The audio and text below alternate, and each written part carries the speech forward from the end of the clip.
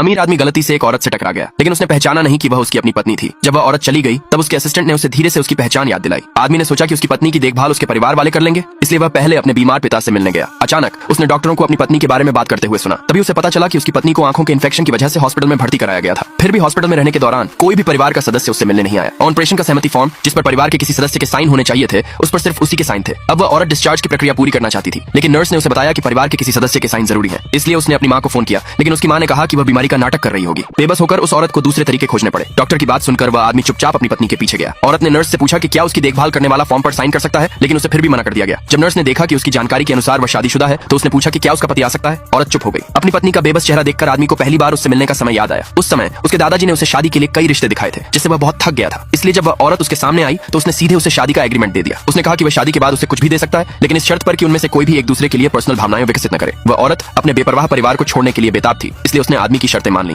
हालांकि शादी का सर्टिफिकेट मिलते ही वह आदमी तुरंत दूसरे देश चला गया। उसने पूरे 2 साल तक उससे बिल्कुल भी संपर्क नहीं किया, शायद अपराध बोध के कारण। वह आदमी औरत के पास गया और डिस्चार्ज के कागजों पर साइन करने में उसकी मदद की। औरत बहुत हैरान थी। उसने कभी नहीं सोचा था कि उसका पति अचानक आ जाएगा। और तो और आंखों ठीक होने के बाद वह पहला इंसान था जिसे उसने देखा। घर जाते समय औरत की मां ने अचानक उसे फोन किया। मां ने उसे बताया कि उसका पति पहले ही वापस आ गया है और उसने उसे इस दौरान उसके बच्चे से प्रेग्नेंट होने के लिए कहा। कार में मां की आवाज बहुत तेज लग रही थी, इसलिए उस औरत ने जल्दी से फोन काट दिया। उसे अचानक बहुत शर्मिंदगी महसूस हुई। कार से बाहर निकलने के बाद उसने उस आदमी को समझाया कि उसकी मां का विचार उसका अपना नहीं था। वह शादी से पहले हुए समझौते की शर्तों का पालन करेगी और उसके लिए कोई भावनाएं विकसित नहीं करेगी। लेकिन वह आदमी उसकी ईमानदारी से बहुत प्रभावित हुआ। उसने उस औरत को एक बहुत सुंदर पैक किया हुआ गिफ्ट दिया और उसे जन्मदिन की शुभकामनाएं दी। वह औरत हैरान रह गई, क्योंकि उसने कभी उम्मीद नहीं की थी कि जिस आदमी से वह सिर्फ 2 बार मिली थी, उसे उसका जन्मदिन याद होगा। इस पल 2 अकेले दिनों को जैसे अपना घर मिल गया। आगे देखने के लिए नीचे कमेंट में यस लिखे।